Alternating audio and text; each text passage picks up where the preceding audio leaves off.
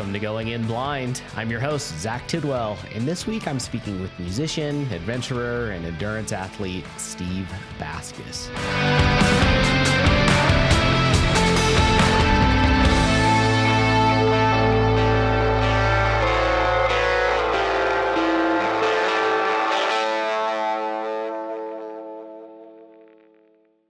And to everyone at home, thank you for listening. Please take a second to help me grow the show so that I can keep delivering these conversations week after week for years to come.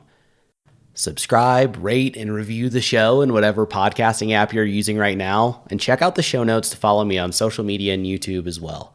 When you share your favorite episodes, tag me and use the hashtag GoingInBlind. You can also join my mailing list at zachtidwell.net. And if you know someone you think I should talk to, have them send me an email at contact.goinginblind@gmail.com. Steve Baskis, thanks for coming on, sir. You're welcome. Thanks for having me.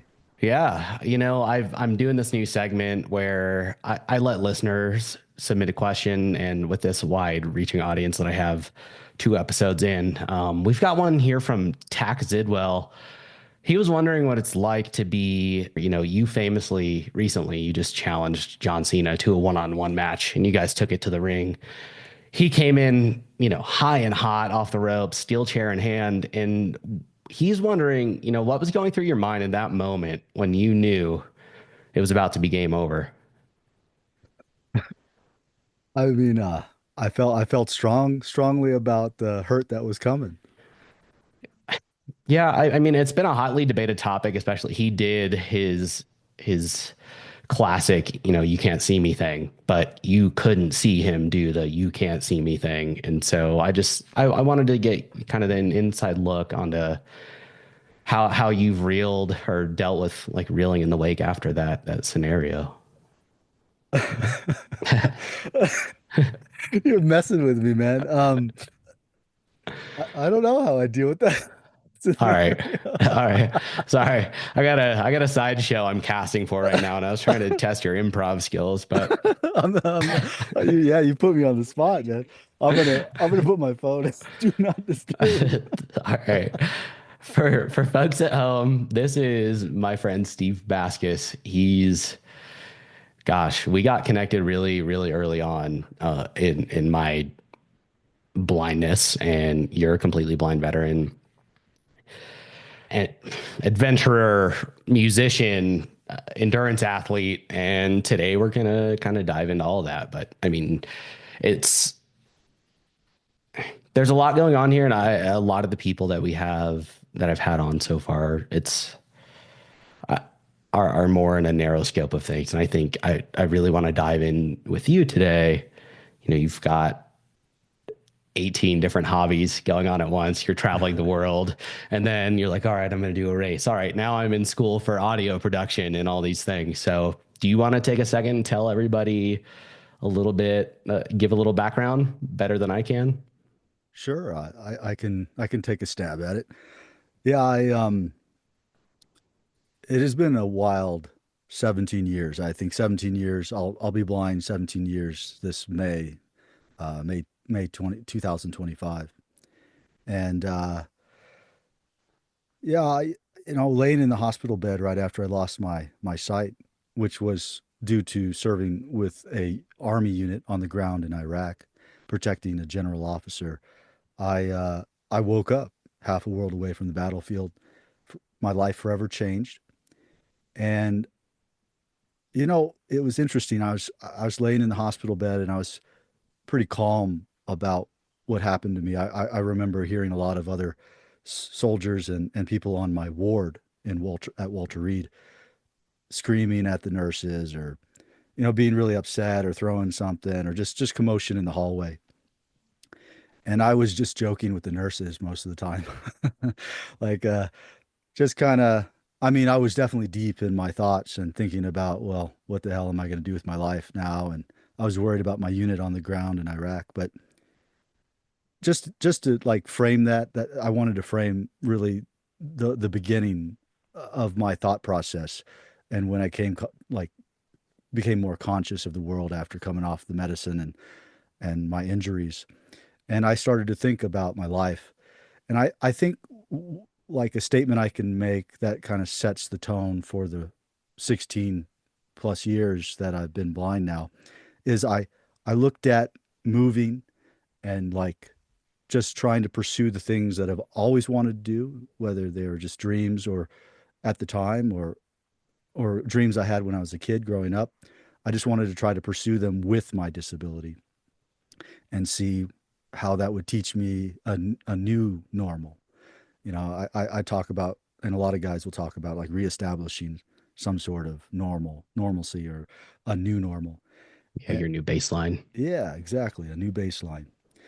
And it was really like just trying to get the occupational therapist and the physical therapist to get me out of the room. You know, they didn't know how to teach me blind rehab like O&M, stuff, but they were taught that, I had Tom Zampiri from the BVA and a number of blind veterans come to my bedside, and they talked me into all of that, to go and learn what is necessary to live a successful blind life, being independent and using technology and, but more importantly, developing systems and techniques, procedures to live and accomplish daily tasks.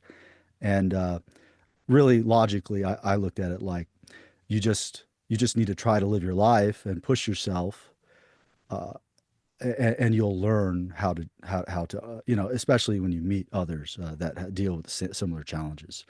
Yeah. And so yeah, I mean, other than just being blind, I did suffer injuries in all extremities. My A left arm. micro penis.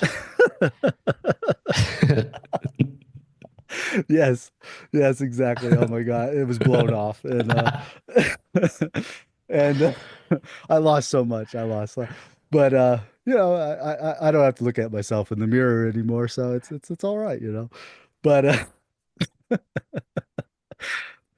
you're, the audience has to get used to Zach and Steve. It's just it's the shit show. But but no, yeah, my left arm next to my eyes, my left arm, is probably the most severe injury. I guess I had brain damage too, but I That's don't think apparent, no one you notices didn't. that. Oh, No, you oh, didn't need to tell us that, dude. No one's told you the truth until right now. This was supposed to be like an intervention. Allie asked me to come on here and talk to you and kind of lay down the law a little bit. oh shit. Yeah. Um, well, I guess you heard it from the host. He diagnosed me, man. No, I had a mild traumatic brain injury. I had a vascular and nerve damage in my left arm, shrapnel in both my legs, big fragments and in my neck and in my head.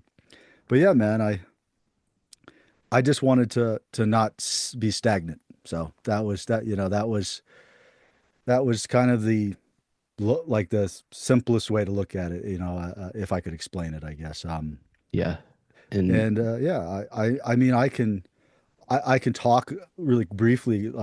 You said summarize, so like, I mean, uh, we'll go talk ahead. about it gumming through. I really like I just there's so much there. I want to try Go- and come Yeah, if back you to have more like questions. yeah, slow your roll there, dog. So this was Iraq, right?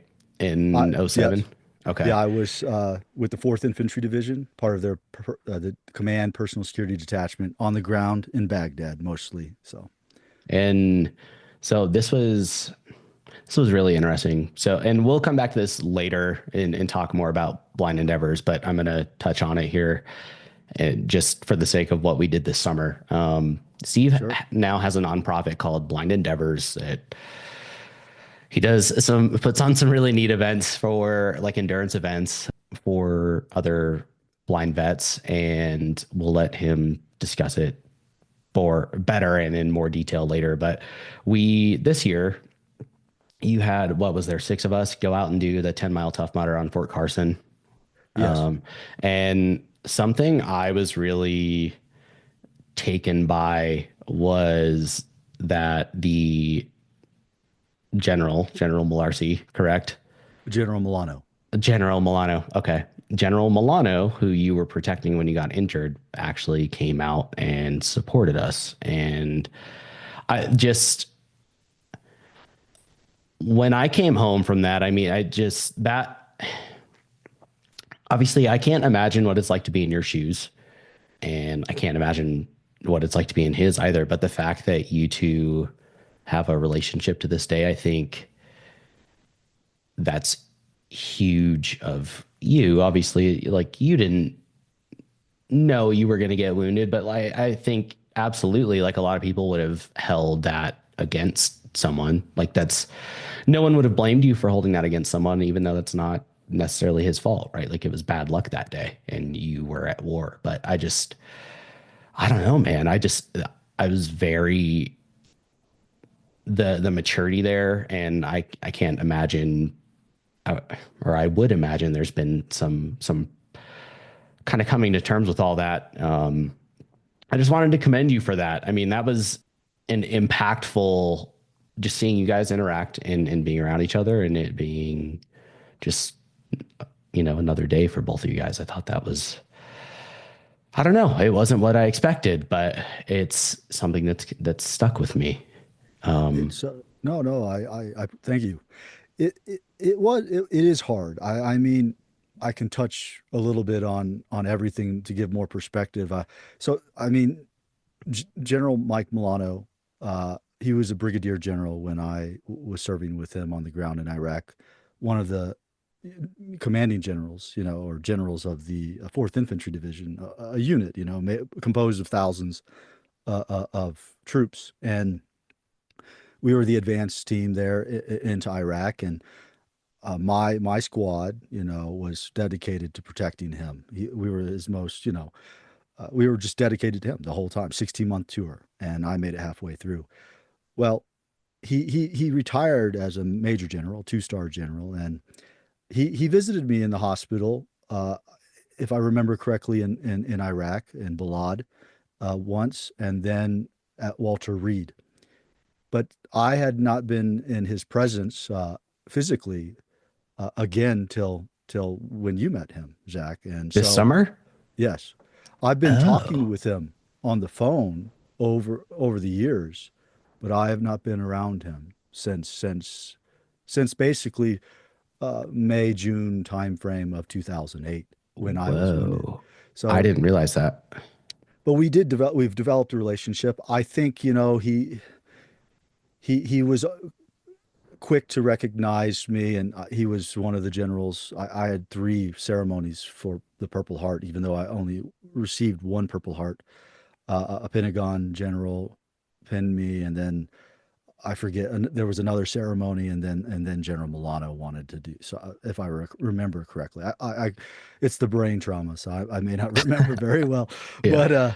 But but what I want to say is like I, my squad, piecing together what happens to you after a situation on the battlefield where, there could be a complex attack, it could be a roadside bomb and a complex attack, and all kinds of things are going on. You have different perspectives and I've spoken to different guys, my our medic and guys in my truck and other trucks, and then just their feelings about continuing and serving after, the very next day, going back out Yeah. on mission.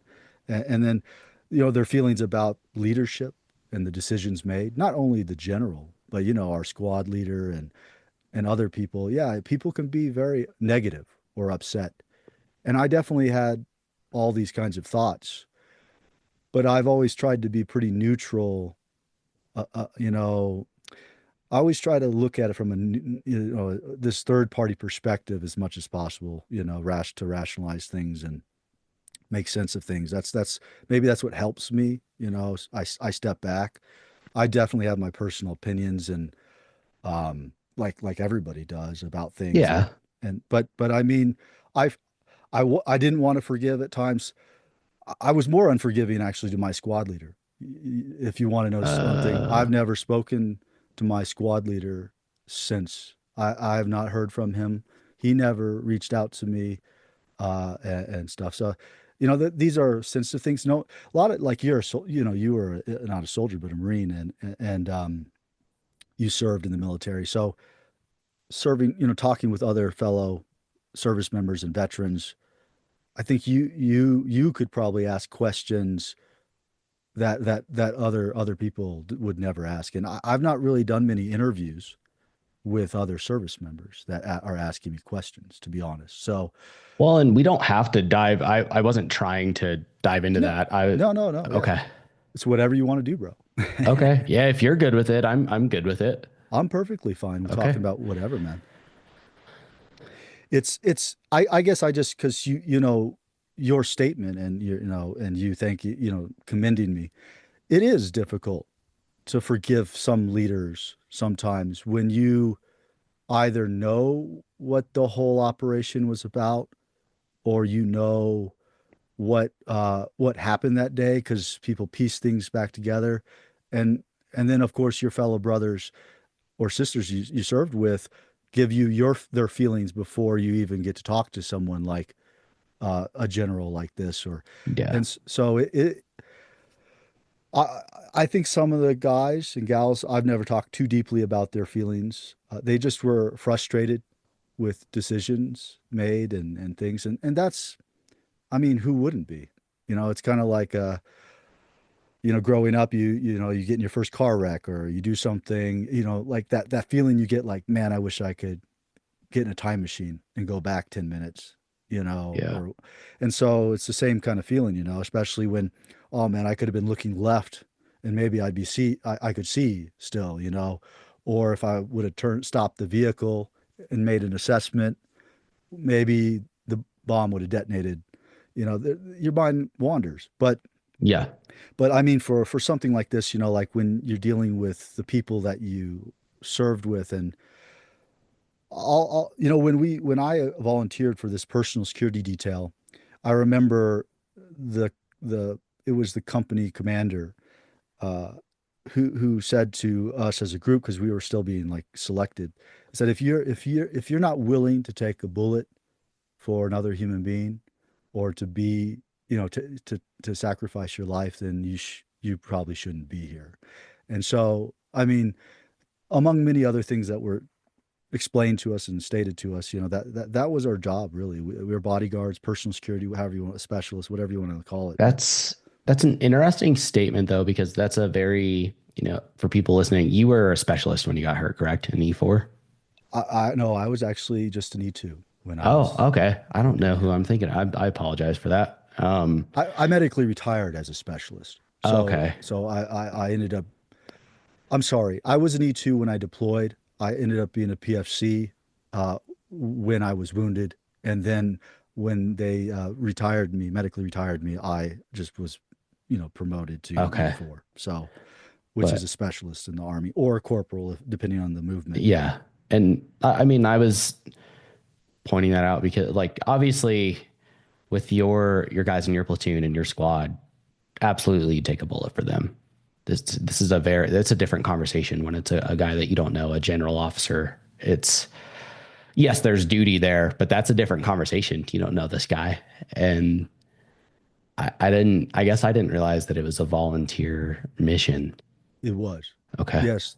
When we were on the ground, when I got to my first duty station, because I had left basic and advanced training, infantry school at Fort Benning, Georgia. I had got my first duty station in my unit, which was Fort Hood, Texas, Fourth Infantry Division. Part of the Fourth Infantry Division was there.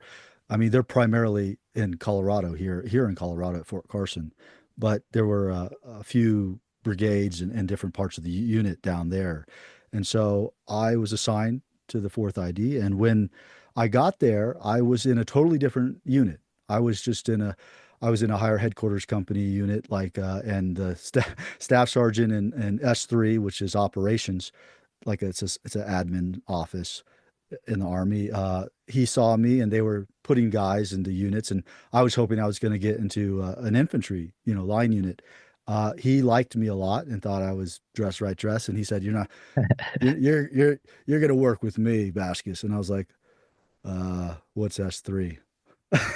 Yeah. And so when I was in S3, I overheard all the command, the sergeant major, and the different brass talking about this unit they were standing up. And so I went up to like the colonel or the major and said, "Can anybody volunteer for this?" And he's like, "Absolutely." So I put my name down, sir. And I just went over my staff sergeant's head, and volunteered. And eventually I made it into the platoon that was dedicated to, they built a whole company to, but And that the was part of the platoon, yeah. workup. It was the workup. Yeah. It was the Okay. workup for the PSD for this particular, the command. Yeah. So, yeah. So yeah, it was a volunteer. It was all volunteer. Yeah. But you guys had that conversation of, okay, yeah, if you're not willing to take a bullet for someone, then you probably shouldn't be doing this. And then, fast forward, you said you're 8 months into deployment. Yeah. Okay. When you got On hurt.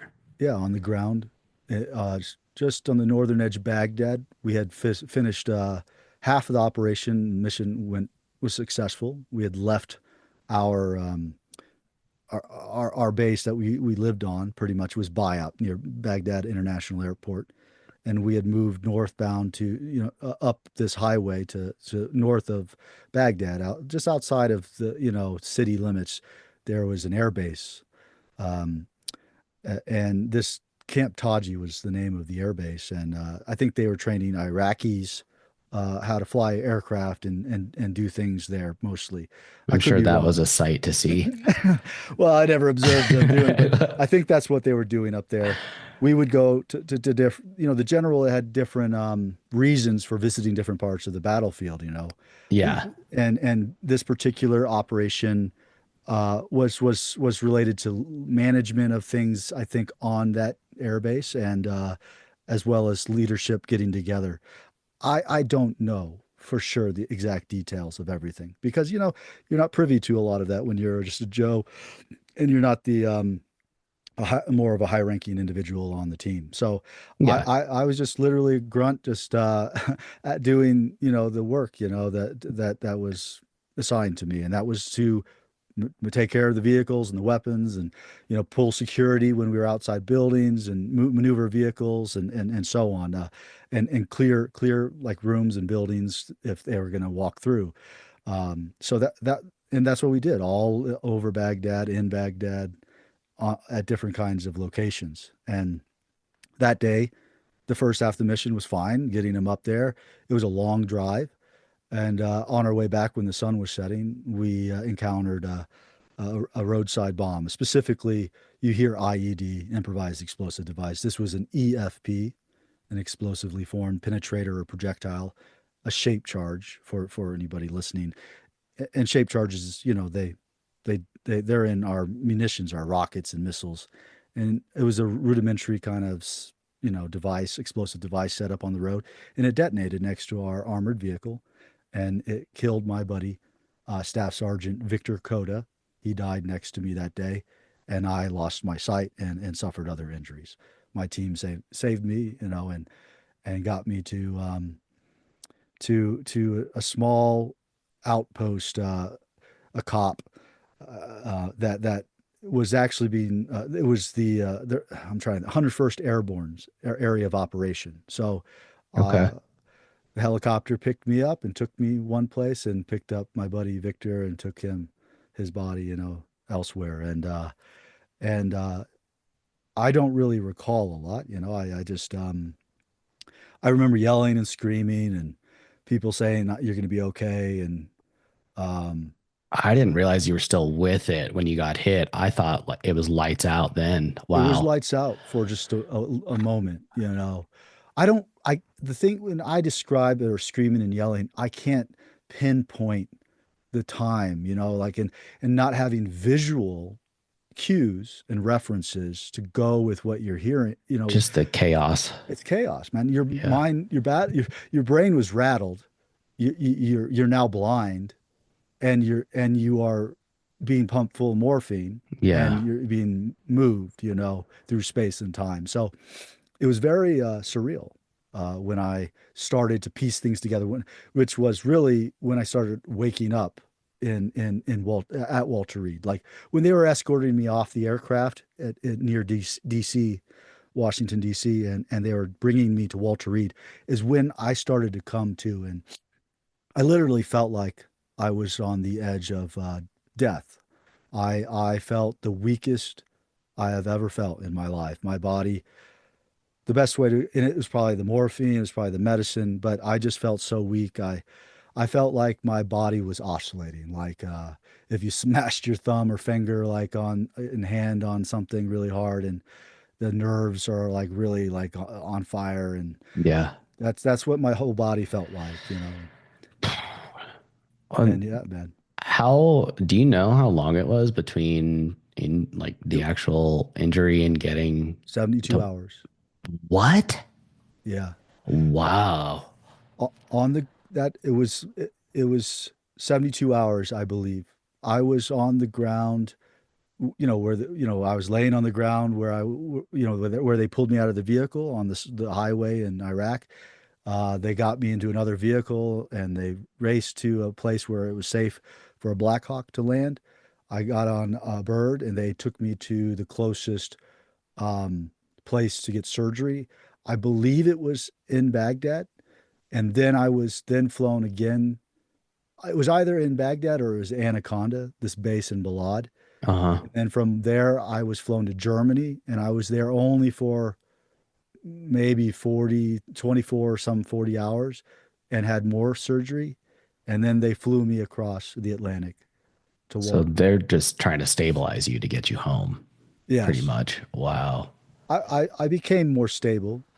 I mean, as I think in Germany, I was declared, stable because they wouldn't have flown me. But I at it, on the ground in Iraq, I think the code for life, my life, whether I was going to live was questionable. I forget what the formality, the what they like to say, but Yeah. my father and mother got calls, and they were warned that I was in bad shape because I had an artery severed and I had In your head arm. trauma, yeah, in my left arm, yeah, and Hmm.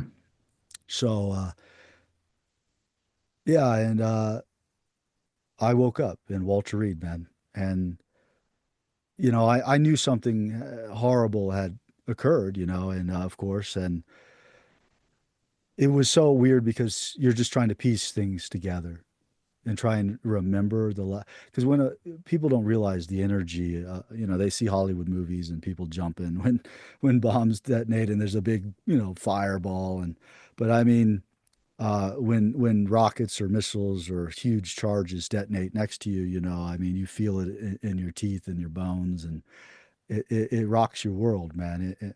And it can literally rupture organs, and you can just drop dead from concussive blast waves. Not anything physically hitting you like shrapnel or rocks or metal. But I'm very lucky to be alive because my Kevlar like was peeled off like my back of my head. Like the metal that went through like a 300-pound door, and ballistic glass, ripped through my buddy and ripped through the interior of the vehicle. And Jeez. so, I mean, it was a bad day to say the least, and A little bit. Yeah. got to make light of it. I mean, Yeah. that's how I am. I mean, I can reflect on it in two different ways. I mean, I can be sad and depressed about it, or I can joke about like we joked about things every day on the ground, because I there's all kinds of bad things going on. yeah, I talk about that a lot is like it's I've since I've lost my sight, I've met a lot of combat vets.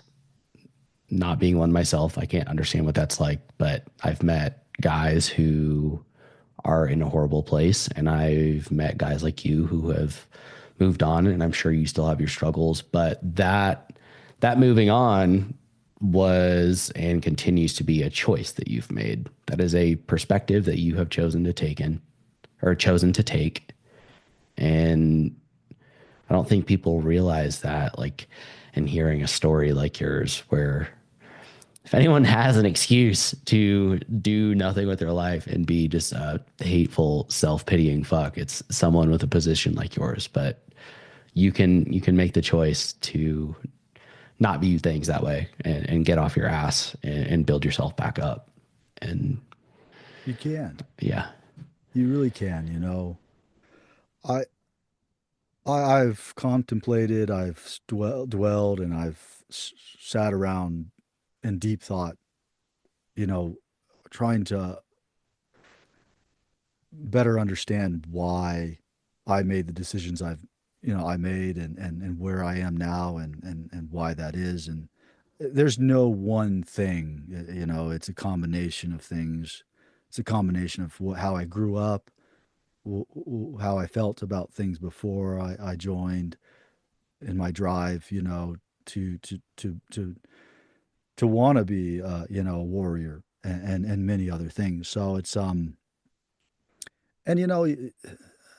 I just always felt that I was kind of built for it too, anyway, because I am pretty easygoing, calm in a lot of situations where a lot of people maybe are not. And I saw that in my life growing up in different situations. And so when, 9/11 occurred and I lived in New York and the towers fell, that's what triggered, like everybody, really you or me, like us going to war, and people being maybe more influenced to serve. And so, but I think it is important to note that we can make choices.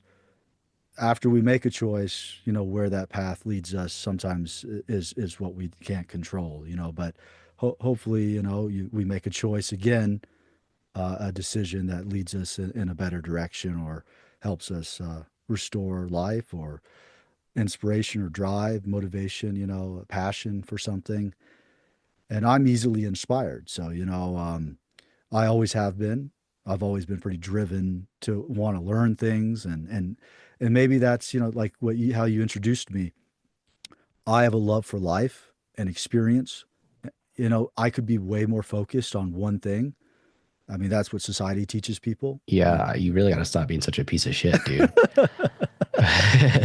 I know, right? I just, Yeah. I want to be everything when I grow up, but it's got its pros and cons, But I think, as you realize probably too, even, I don't live a normal life because of benefits, because of, these are things people don't understand.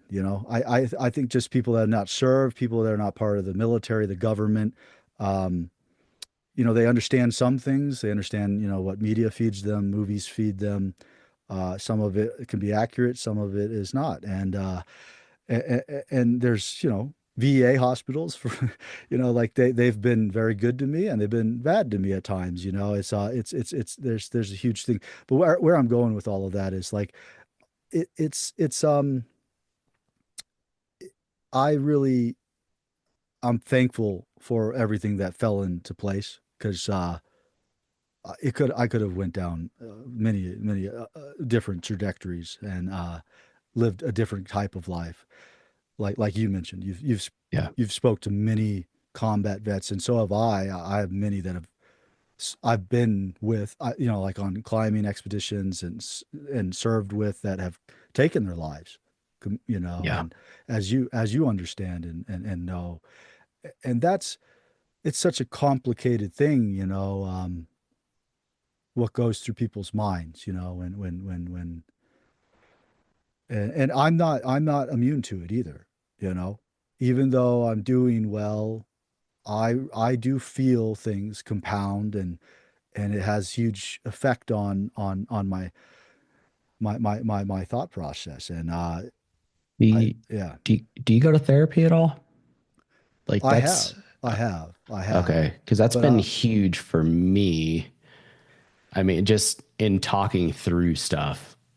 I'll tell And you, yeah. yeah, a lot of my therapy has been through my own um pursuit of community and Hmm. groups, like the things that I try to foster through my foundation, or other kinds of events and things we've done, like skiing, climbing, hiking. There's a lot of your listeners. There are a lot of nonprofits and organizations that exist within the U.S. And outside the United States, that assist people, in all kinds of ways. And so, yes, I've gone through, different kinds of things the VA put me through as well, and it's all been beneficial. I've always had an open mind to pretty much everything. I've been, that I've participated in. So, Yeah. but yeah, I think it was just the drive to want to like move on and learn how to get on with my life and do things that I've always wanted to do, even though there was a lot of fear, anxiety, and because of the unknown. Because of, I mean, staring into Yeah. nothing, is scary in its own way, and it makes you feel alone and unsure of your surroundings and environment. Well, But that's a total paradigm change in an instant. There's no progression into that. It's gone, and there is no way to fix that. yeah, yeah. And so, I mean, it's logical for someone to want to stay home, stay amongst, the people, with the people that they feel most safest with, and to seek that kind of domain, and a lot of people, I would say in the blind, not everybody, but blind and visually impaired community, can be very homebound, or Yes. yeah, and And go ahead. I've a lot of those people tend to be miserable. Yes, Obviously, it's general statements like that are always dangerous, right? Like that's I'm yes, not yeah, saying that's the end all be all thing, but there's a very, there's a relatively small group of us that do all the skiing and the rock climbing, the whitewater kayaking and stuff, and then an even smaller group of people who do the crazy shit that you do and have done in the past with mountaineering. But like those people who are out there getting after it, even though a lot of that process is falling on your face and or having to really develop some humility with things. But it like those are the happiest people that are, despite whatever it is that they've been through that's led to them losing their sight or their situations. It's always like part of that is fitness, but part of that's doing hard things. And I think a lot of it, I mean, at least for me personally, is like that was my first taste of independence. I don't know if was that a did that was that part of the equation for you early on? like serving in the military and getting away from home and stuff. Is that what So you, no, or in terms of recovery, right? So you oh yes, yeah, you start getting into cycling and eventually Nordic and these endurance races and stuff that you got into. And we can get into what your initial entry into all that stuff was, but like for me, knowing that that stuff was out there and that it was possible to do it again, like that was all I wanted. I couldn't cook for myself, but I was gonna go snowboard. Like yeah. it was that like Well, I'll tell independence was a driving factor. yes, I'll tell you this. So as a sighted individual growing up, I was pretty techie. I built computer systems and fooled around with programming like And you you're do. still a nerd. You're still such a nerd. I love you, dude, but you are such a I nerd. I know, I know. I'm a nerd. I'm a brawny nerd. That's how I look at it. Yeah. But but man, why I bring up the nerd side of me and the tech side of me is because when I was a sighted person fooling around in computers, and my family, we started an internet cafe with 25 computers in a small town in central Illinois. This was like right around the millennium, turn of the millennium, and internet cafes used to be a big thing, around the world, mostly in big cities, not in small rural towns and so, I learned a lot from people in my family who were big on computers and worked in the IT space. And so, but I bring it all up because I fooled around with screen readers as a sighted person. Like I messed with them Oh, jokingly, but not with the just kind of like if you were to go on the internet and you found some software that you thought was interesting and you just download it, it's got like almost kind of meatspin.com. you download it, like just so that you can output some speech. You could type some curse words and it can just Yeah. say, fuck you, or something. Yeah. And so I did that, and so I was familiar with, what JAWS and a screen reader was. Did I really understand the potential of the software in the sense of from someone that's rehabbing or lost their sight or, like who's lost their vision? or their eyesight.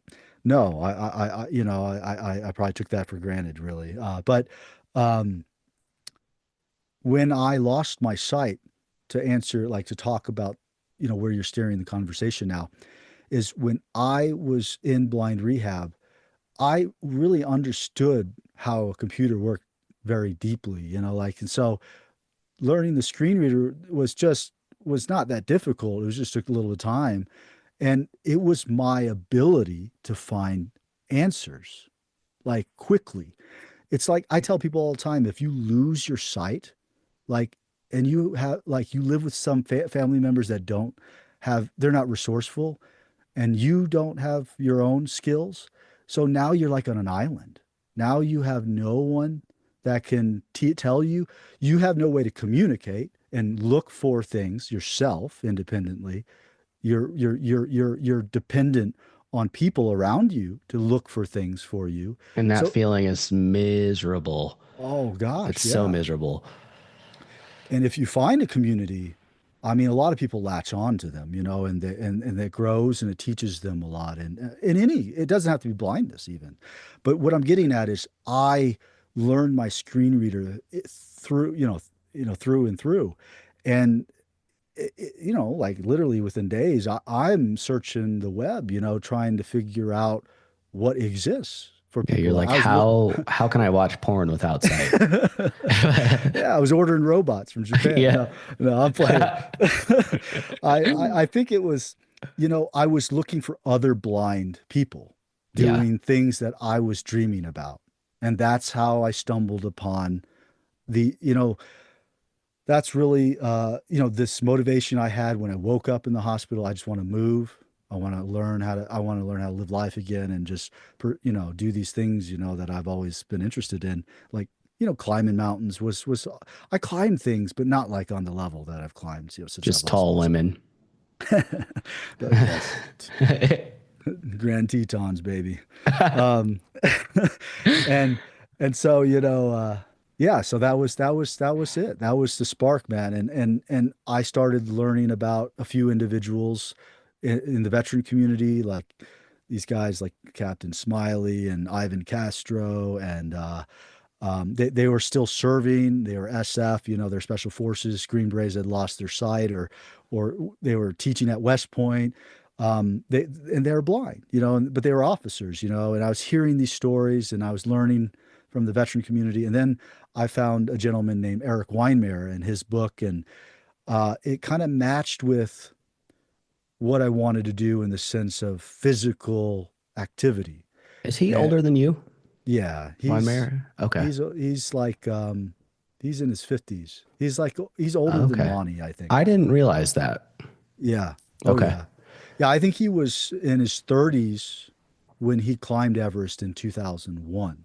So Okay. might have been in his late 20s. I thought he was in his 30s though. So he's in his 50s, I believe, now. So I can't recall his exact age. But he's here in Colorado. He lives in Golden. Hmm. And he was a big influence. His book and his story and many other people's stories, cited or not, it helped influence this idea of moving and like pursuing activity. And I'll break it down for you real quick. The way I looked at it logically from the very get go, and I'm not lying, this is how I felt, is like if I push myself to do things, I'm going to have to learn how to be independent. Whether Yeah. it's a standard that's already exists and a therapist or a rehab specialist can teach me something, or if I just, formulate something on my own. There's not really no one taught me a lot of technique for climbing and as a blind person, and moving and dealing with like working with one hand. It's all been experimental really on, my own part.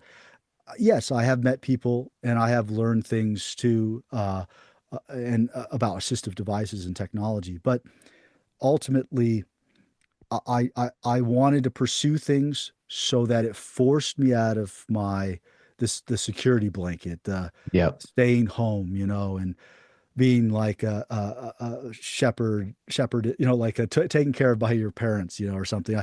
I Yeah. was a soldier. I was leading my squad and unit on the ground in Iraq. I was helping plan operations. I was in my 20s, like you know, I had that, and some 20-year-olds, you know, in this day and age don't have that kind of responsibility or leadership, you know, and I felt it in Iraq, you know, and it was a awesome experience. It was fleeting, you know, it was stolen from me, you know, and I think my drive was, man, I fucking want that back. I want to live life again. And I want to try to do things, yeah, to my best ability, to be independent. But more importantly, I wanted to drive the fear that I had in me of blindness out of me. I did not like the anxiety. I still battle with anxiety. I mean, I don't know if it'll ever leave me completely, but it's way better than it was, you know, in the sense of blindness Well, yeah, when there's I a first. certain amount of like a certain degree of taking a leap of faith with everything that you do. Like Yes. it just is. Even crossing a street. Like one of the streets I had to cross to get to my college campus in Denver was 7 lanes of traffic.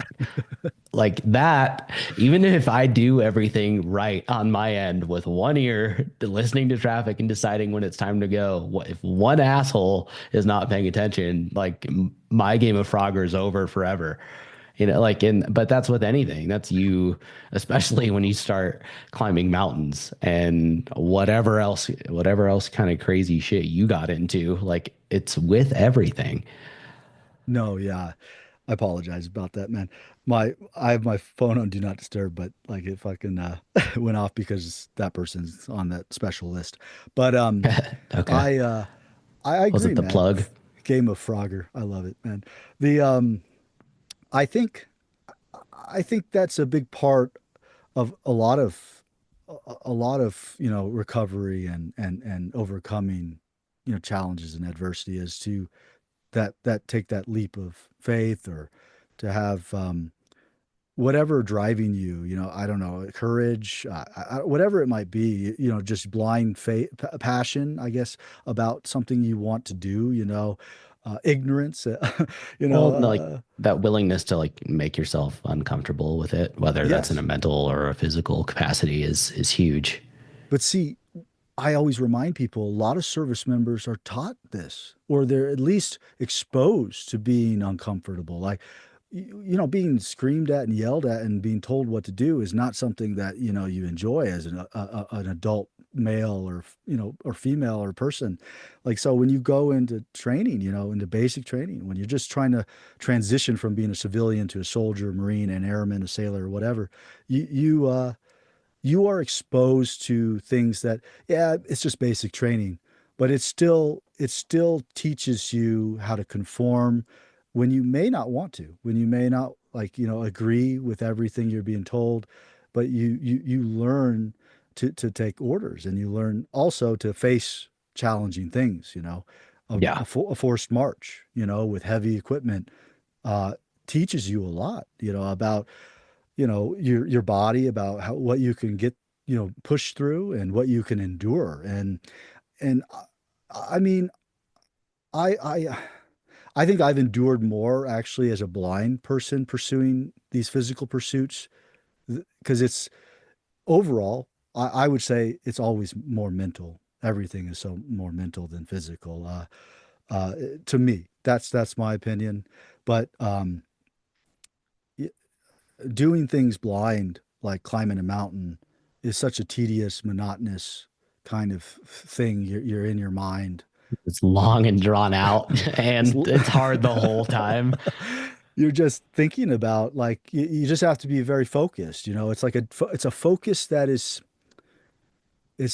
different than, I mean, you get into this state of, you know, like where things are streaming, and you can kind of, like, after you get used to doing stuff, as a blind person, it's almost like autopilot. But really, you're still my mind is so burnt out, like on these epic adventures I've been on, like a 60-kilometer trek, you know, in the you know, South American Andes, you know, to up to Machu Picchu or something, you know, through rainforest and cloud, you know, these jungles and stuff, and you know, and you're putting trust in someone, and that's helping you, and you're following verbal cues. And but yeah, I mean, that's what I got into, man. Like, like you introduced me. I mean, ski, bike, climb, paddle, you know, I have experience in sailing, just to name a few I always forget things. about that. I don't know how. Yeah.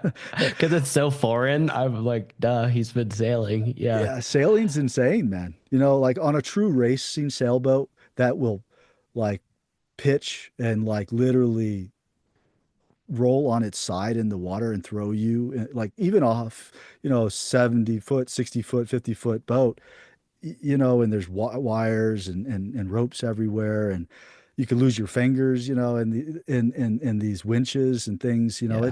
It's pretty intense. People don't realize it, like not the pleasure cruise, like in the sun in a yacht. That's a different kind of experience.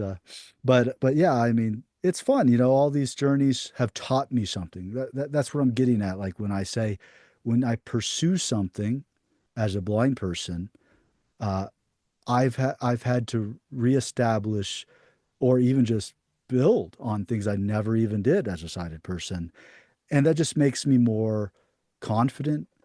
It allows me to have a bigger picture uh, of something that I was, interested in, and a picture, it gives me the ability to understand how I have to execute myself in situations and communicate to people. Because I think one of the hardest things is to communicate to people and get them to believe in you or trust you sometimes, especially when you just randomly go into some of these things. And sometimes you can hear it in people, like voices. They're like, I think this is kind of crazy. I don't know why I'm letting this blind person do this. Yeah. Uh, Yeah. yeah, I don't know. And you've got a lot of experience too with doing things now. So in a lot of different sports and recreation. So but yeah, I started out with tandem cycling and racing bikes in the Paralympics, mostly on the national level. I medaled on the national level, and I went to lots of like camps that were dedicated for Paralympic athletes. And you Work, you yeah. train at the Olympic Training Center, didn't you? I trained at all three of the major ones: Chula Vista, Lake Placid, and the one in the Down in main Springs. one in Colorado Springs.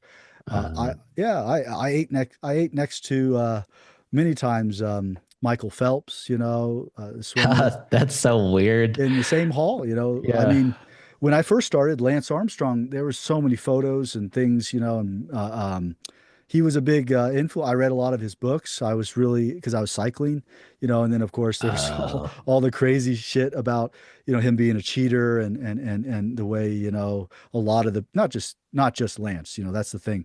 Lance you was know focused on. Go when ahead.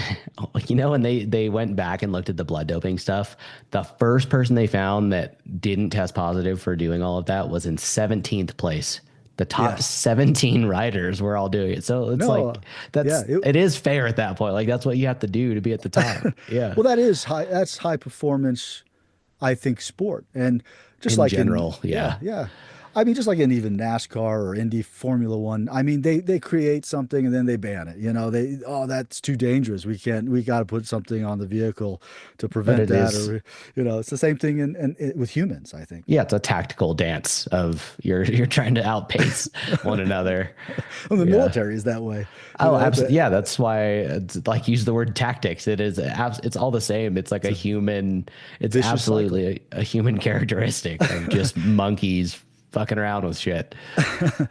But that was extraordinary. Going to the camps, learning, like sitting in like classrooms with other athletes, and having teachers teach you how to psych out athletes. Like how to play it, like play the poker face, like when you're passing someone, on a Yeah. bike, or you destroy their soul. Would Like you I mean, just look the wrong way and wave when you pass someone? all the time, man. You know. I kept a little iron rod that I threw in their spokes. Yeah. No, no, it was fun, man. The Paralympic thing was like it went kind of went side by side with the military. I used to say back then, it's so exciting to serve in our nation's military, but also now, it's great to try to represent the country as an athlete. And I always thought that was really fun. And, the VA did support a lot of my training camps, and things I went to among, nonprofits and other stuff. And it helped me heal, it helped me rebuild my body and my mind. And I met other people who are not just veterans, who lost something, lost Yeah. their legs, their arms, and the whole community of disabled people, if you want to call it that, uh, taught me a big lesson. I didn't grow up with a lot of disabled people, handicapped people, whatever you want to call it, broken people, in my life, That's not PC, Steve. We Oh can't my say gosh, I'm that. sorry. I apologize. We have to say handy capable and do it. I say don't diss my ability, I call so myself a gimp. So there, I beat everyone to it.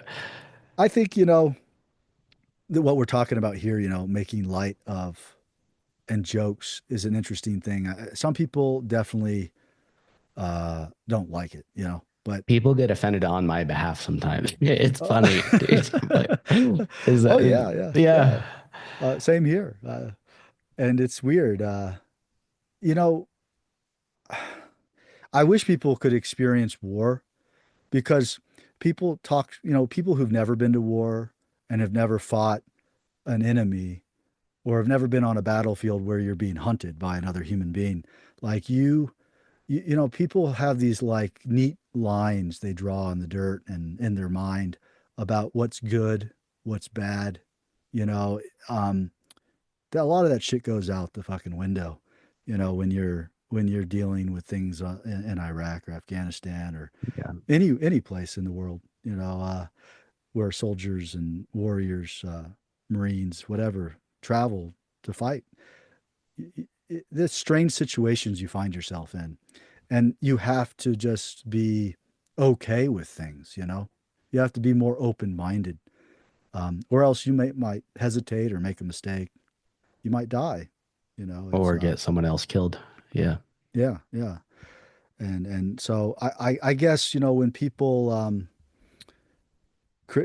are critical about word choice, I mean, maybe there's no true intent to harm or hurt, where I've seen true intent to kill, others, and like a whole nother level of people being monsters, or just, doing what they have to do for whatever reason, trying to put your head in in your enemy, trying to grasp, how your enemy thinks is such a big part of, I think, being a soldier or being a warrior, like trying to, so you can make decisions that that will either help you in the defeat of the enemy or help you just stay alive, so it's Yeah.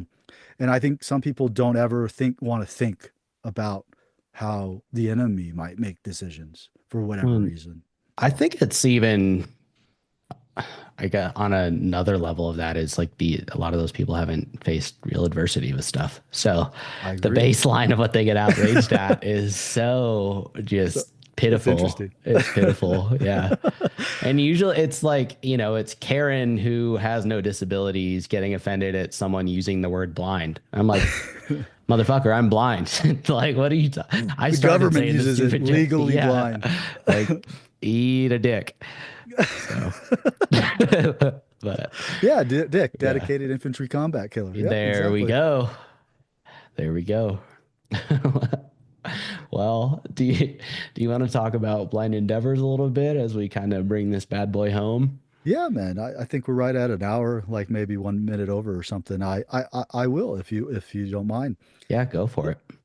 Yeah, blind. If you've listened this far, Blind Endeavors Foundation is my organization that I started in 2015, and it's a small organization, and we try to put together different kinds of events that challenge people who are blind, mostly veterans, but we're open to working with really anybody. And the idea is to stoke people, to influence them to leave their safe place, um, and meet some people that have similar struggles and challenges, and give them the opportunity to learn from sighted people that are willing to guide them through maybe really challenging things, things that sighted people choose not to do. And I, I want to continually, I want to continue to refine and change, our programs. And since we're so small, it is hard.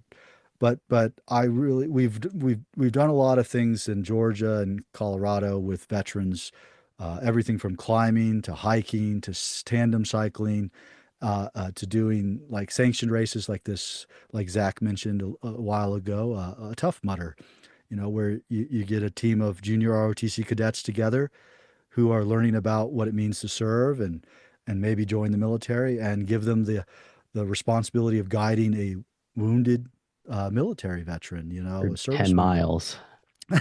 through obstacles, 10 miles through Yeah. obstacles and mud. And, yeah, Dude, it's a challenging thing. that was so cool. I mean, the kids were into it. A lot of they're all, when you hear them talking, they're like, yeah, man, I'm going to be a ranger. Like, okay, bud. But it was cool. Like, it took me back to being, that 16-year-old knowing I wanted to be a grunt in the Marines, and just where I don't know, it's a different mindset. It was cool. They're curious and they're motivated. I Yeah. don't know. That's such a cool idea. I hope you do that more. Yeah, and that's called Beast. It's a program called Blind, Endeavors Adaptive Sports Team or Athletic Sports Team, and we try to build teams that teach leadership, that give people the experience of working with someone who's blind, and overall, just you're going to learn a lot about what it means to help someone accomplish something where in a lot of the world, if you are maimed, like or you have a disability, you are shunned by society. Yeah. You are broken and you can't help fetch water. You can't help the family grow. You cause problems. So, it's Feel like they won't let you.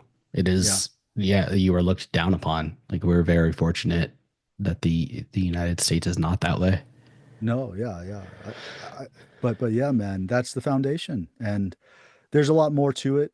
We used to share a lot of do a lot of presentations in schools to try to spread awareness about what it means to serve. And And then that whole thing happened where now you're not allowed within 500 feet of a playground. it's And pretty, yeah. And then no, all but with, where, yeah, exactly. You're where right. should You're bad, man. where should people go to check No, it's out the all, foundation? they go to blindendeavors.org.org. Okay. And, Do you, or do you have just Google my any name, Steve Baskis. Baskis? Yeah. B is in I Bravo. will. Yes, I will link to all of your links in the show notes. I'll also link to all of my links. People listening, support what both of us are doing. Make sure to share this podcast around, rate us on whatever podcast player you're listening to. And thank you for listening to episode 3 with Steve Baskis.